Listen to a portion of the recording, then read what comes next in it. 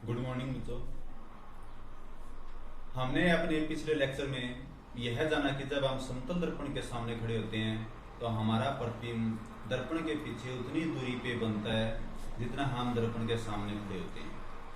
और हमने यह भी जाना कि प्रतिबिंब होता है समतल दर्पण के अंदर, उसकी स्थिति होती है आभासी और वो सीधा होता है।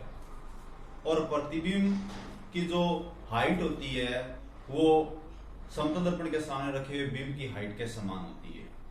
ये चीज हमने पीछे वाली वीडियो में पढ़ ली है। अब यदि हम समतल दर्पण की जगह गोलीय दर्पण लें, गोलीय दर्पण में अवतल दर्पण और उत्तल दर्पण, तो इस अवतल दर्पण को अवतल दर्पण रखें और अवतल दर्पण के सामने कोई बिंब रखें तो हमें कैसे पता लगे कि प्रतिबिंब कैसे और कहां बनेगा।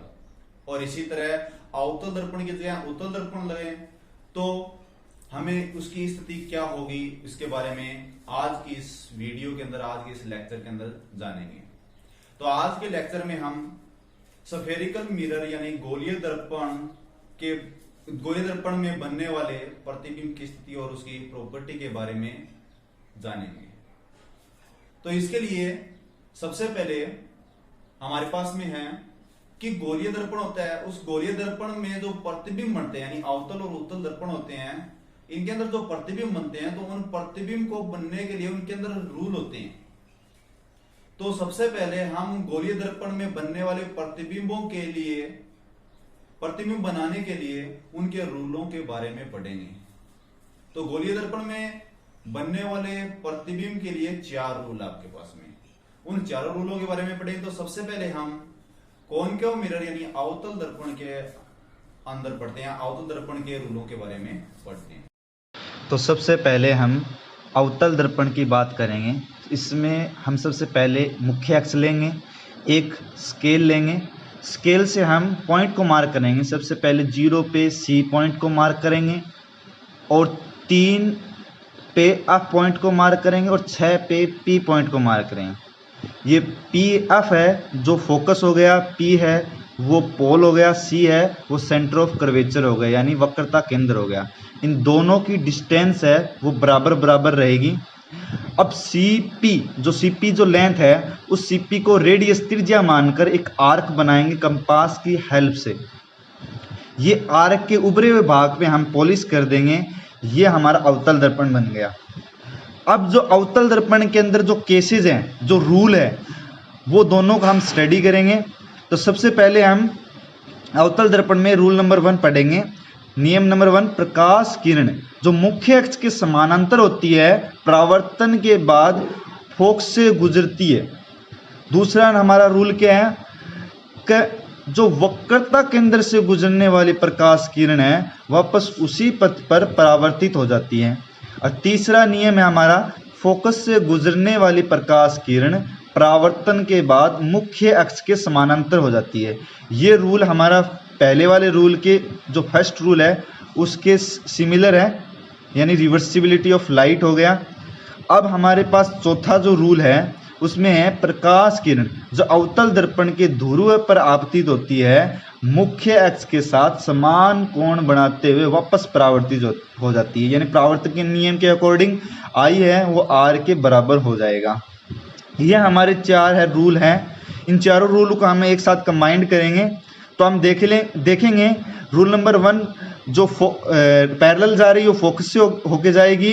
रूल नंबर 2 है जो सेंटर से जा रही है वापस सेंटर की तरफ चली जाएगी। रूल नंबर 3 है जो फोकस से जा रही है वो पैरेलल हो जाएगी। रूल नंबर 4 है जो पोल पे जा रही है तो आई एंगल बन रहा है वो आर बन जाएगा। चौथे रूल की हमें ज़्यादा आवश्यकता नहीं होती है, हमें 2 रूल चाहिए 3 में से, पहले 3 में से। अब हम अवतल दर्पण में प्रतिबिंब का निर्माण करेंगे। तो अवतल दर्पण में प्रतिबिंब का निर्माण कैसे होता है? तो हमें दो रूल चाहिए।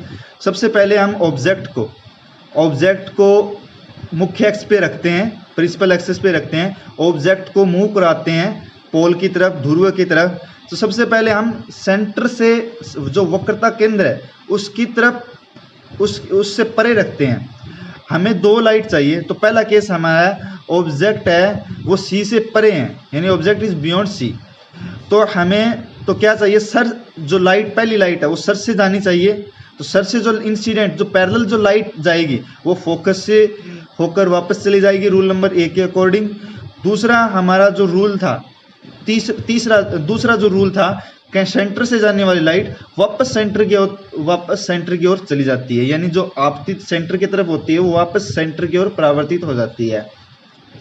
अब ये दोनों जो रे हैं जहाँ पे जो कट कर रही है वहाँ पे इमेज फॉर्मेशन, जो हमारा जो सर से जो इमेज निकली थी वहाँ पे इमेज जो कट हो रही है लाइन, वहाँ पे हमारा सर बन जाएगा। अब जो हमारे पैर से जो इंसिडेंट हो रही है लाइट, उससे इंसिडेंट करवाने की जरूरत नहीं है, क्योंकि हमें एक पॉइंट जो मिल गया उस पॉइंट को हम एक्सटेंड कर देंगे मुख्य अक्ष की तरफ, तो हमारे जो पैर है वो पैर भी बन जाएंगे। इस तरह पूरा ऑब्जेक्ट बन जाएगा। जो वस्तु का प्रतिबिंब है वो वास्तविक बनेगा, उल्टा बनेगा और सी और एफ के बीच में बनेगा। अब हम ऑब्जेक्ट को सी के ऊपर लेके जाते हैं तो हम देखते हैं कि वही रूल है। हम सबसे पहले जो सर से लाइट लेके जाएंगे तो सबसे पहले जो लाइट है वो पैरेलल जाएगी, मुख्य अक्ष के जो पैरेलल जाएगी वो फोकस होकर वापस आ जाएगी, फोकस होकर परावर्तित हो जाएगी। दूसरी जो लाइट थी वो सेंटर से तो हम ले नहीं सकते, इसलिए हम फोकस से लेंगे लाइट और वो मुख्य अक्ष के पैरेलल हो जाएगी। तो दूसरी जो लाइट है वो फोकस से जाएगी और मुख्य अक्ष के पैरेलल हो जाएगी। और जो ये दोनों रे है जहाँ पे कट करेगी तो हमारे जो ऑब्जेक्ट है, ऑब्जेक्ट का प्रतिबिंब बन जाएगा। अब इस प्रतिबिंब का जो स्थिति जानेंगे तो वो उल्टा बना है और सी पर ही बना है और वास्तविक बना है और वस्तु के बराबर बना है। ये इस प्रतिबिंब की स्थिति हो गई। अब हमारे पास जो तीसरा केस है को ऑब्जेक्ट को सी और एफ के बीच में रखेंगे, ऑब्जेक्ट को सी और एफ के बीच में रखेंगे तो वही हमारा रूल है। हम सेंटर से लाइट को लेके जाएंगे तो सेंटर की तरफ जो सेंटर से जा रही है लाइट वो सेंटर की ओर वापस परावर्तित हो जाएगी और जो पैरेलल जा रही है लाइट वो फोकस से जाती हुई प्रतीत हो जाएगी। ये रूल है। इस रूल के अकॉर्डिंग हम वापस इस प्रतिबिंब का निर्माण करेंगे। तो हमारे सबसे पहले सेंटर से लाइट जा रही है और फिर है वो पैरेलल जा रही है, वो फोकस हो गई। और जो हमारा जो प्रतिबिंब बना है वो सी से परे बना है, सी से परे बना है, बड़ा बना है, वास्तविक बना है। और हमारे पास जो चौथा जो केस है वो हम पॉइंट को, ऑब्जेक्ट को एफ पे लेके जाते हैं। ऑब्जेक्ट है वो हमारा एफ पे है, वही केस बनेगा। सी से सी पे लाइट जा रही है और जो पैरेलल जा रही है लाइट वो एफ पे चली जाएगी। और ये दोनों लाइट है वो पैरेलल हो जाएगी, ये कभी भी मीट नहीं करी, कभी भी मिलेगी नहीं। इसलिए हमारा जो ऑब्जेक्ट है वो इन्फिनिटी पे बनेगा, वास्तविक बनेगा और वस्तु से बहुत बड़ा बनेगा। 4 केस हो गए हमारे पास। अब हम पांचवा जो हमारा केस है ऑब्जेक्ट को एफ और पी के बीच में रखेंगे। इसमें एक ट्विस्ट है, इस केस के अंदर एक ट्विस्ट है। अब हम सबसे पहले वही सेम तरीके से ड्रॉ करेंगे। जो हमारा जो सेंटर से जा रही लाइट सेंटर से चली जाएगी और एफ से जो जा रही है पैरेलल जो जा रही है वो एफ पे चली जाएगी। और जो नीचे की तरफ है वो दोनों लाइटें डाइवर्जेंट है, यानी मिलेगी नहीं और ऊपर की तरफ मिलती हुई प्रतीत होगी और वो दर्पण के पीछे की तरफ मिलेगी। तो इस तरह हमारा जो प्रतिबिंब है वो दर्पण के पीछे प्राप्त होगा, वस्तु से बड़ा प्राप्त होगा और आभासी होगा क्योंकि पर्दे के पीछे बन रहा है और सीधा प्राप्त होगा। अब हमारे पास पांचवा जो केस है ऑब्जेक्ट है हमारा अनंत पे हो, तो ऑब्जेक्ट से जो लाइट आएगी, अनंत से जो लाइट आएगी वो पैरेलल आएगी। अनंत से जो लाइट आती है वो पैरेलल आती है, तो जो पैरेलल लाइट आती है तो वो सारी लाइटें फोकस पॉइंट पे मिलेगी।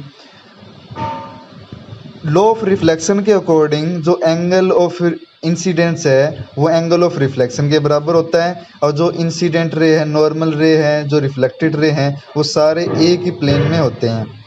हमने ये पढ़ा था। तो हम ये जानते हैं कि जो इन्फिनाइट जो ऑब्जेक्ट होता है उससे जो लाइट आती है वो सारी की सारी पैरेलल आएगी। तो जो मुख्य एक्स की जो पैरेलल लाइट होगी तो सारी की सारी लाइटें पॉइंट एफ पे फोकस हो जाएगी। तो हमारा जो इमेज बनेगा, ऑब्जेक्ट बनेगा, वो एफ पे बनेगा। जो इमेज ऑफ सन है वो एफ पे बनेगा। जो ये इमेज है वो रियल बनेगी। सन की जगह हम कोई दूसरा ऑब्जेक्ट लेंगे इन्फिनाइट पे, तो हमारा जो सारी जो पैरेलल लाइट है वो फोकस पे। जो हमारा जो रूल नंबर 1 था वो रूल नंबर 1 है, वो केस नंबर 5 को फॉलो कर रहा है। तो रूल नंबर 1 और केस नंबर 6 है वो सेम है। रे ऑफ लाइट है वो प्रिंसिपल एक्सिस के पैरेलल है, तो वो प्रिंसिपल फोकस पे कन्वर्ज हो जाएगी आफ्टर रिफ्लेक्शन के बाद में। तो इस तरह का हमने सभी के सभी केसेस पढ़े अवतल दर्पण में। अब हम अवतल दर्पण के बाद में उत्तल दर्पण की बात करेंगे। उत्तल दर्पण में हम सबसे पहले वही सेम प्रोसेस फॉलो करेंगे तो हमें उत्तल दर्पण में इमेज कैसे प्राप्त होगी ये जानने के लिए सबसे पहले हमें रूलर लेंगे। प्रिंसिपल एक्सिस पे हम मार्क करेंगे रूलर की हेल्प से, यानी एक 0 पे पॉइंट मार्क किया P, फिर हमने F पे पॉइंट मार्क किया और फिर हमने C पे पॉइंट मार्क किया। और ये दोनों की डिस्टेंस है वो हम बराबर रखेंगे। इन दोनों के बीच में दूरी है, F और P की बीच की दूरी और F और C की बीच की दूरी है वो बराबर रखेंगे। आप कोई भी डिस्टेंस ले सकते हो। ये केसेस है वो अवतल दर्पण का उल्टा है। अब हम CP को त्रिज्या मानकर एक आर्क बनाएंगे कंपास की हेल्प से। उस जो आर्क है, आर्क के अंदर की तरफ है हम पॉलिश कर देंगे। पॉलिश करने के बाद में ये हमारा उत्तल दर्पण बन गया। अब ये उत्तल दर्पण जो अंदर की तरफ पॉलिश किया हुआ है, इसमें P, F और C है वो अंदर की तरफ है। पहले केस में हमारे बाहर की तरफ थे। अब हमारा नियम वही है, पहला प्रकाश का किरण जो मुख्य अक्ष के समांतर होती है, परावर्तन के बाद फोकस से गुजरती हुई प्रतीत होती है।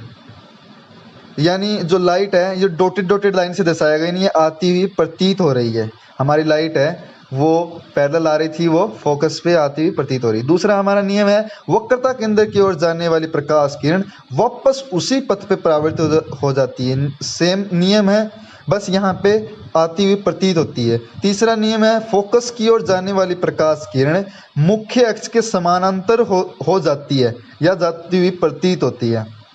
तो इसमें प्रतीत हो रही है, ये डॉटेड लाइन से दिखा रही है कि फोकस की ओर जा रही है, फिर वो पैरेलल हो गई मुख्य अक्ष की तरफ। हमारे पास चौथा जो रूल था सिमिलर, प्रकाश किरण जो उत्तल दर्पण के ध्रुव पर आपतित होती है मुख्य अक्ष के साथ समान कोण बनाते हुए परावर्तित हो जाती है, यानी R एंगल है वो I के बराबर हो जाएगा। सेम रूल है।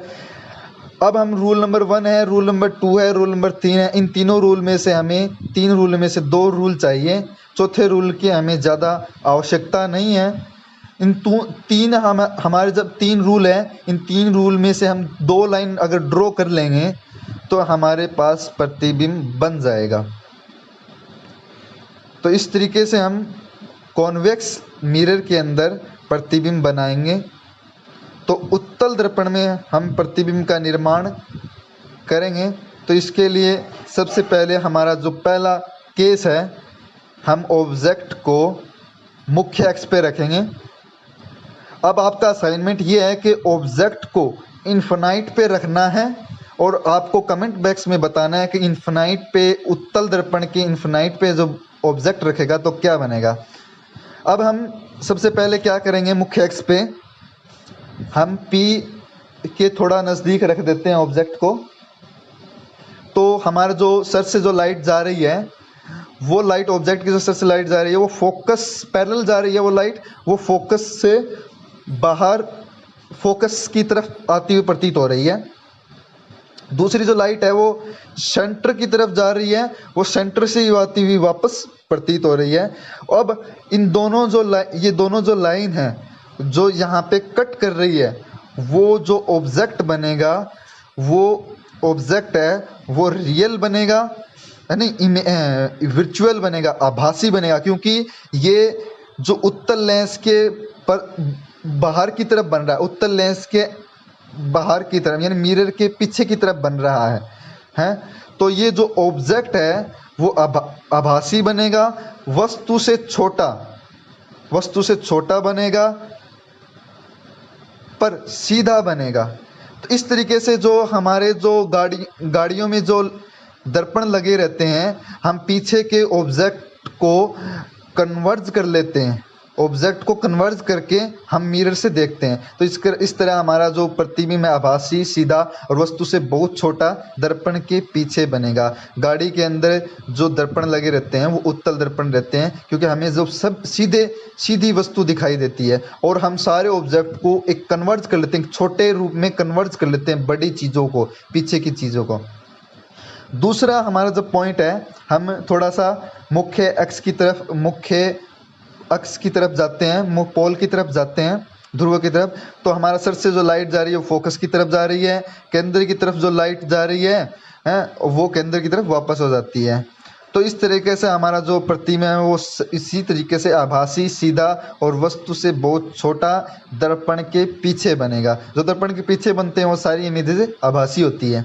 इस तरीके से इसमें उत्तल दर्पण में एक इम्पोर्टेंट पॉइंट नोट करने वाला ये है कि जो हमारा जो प्रतिबिंब है वो हमेशा आभासी ही बनेगा और वस्तु से छोटा बनेगा।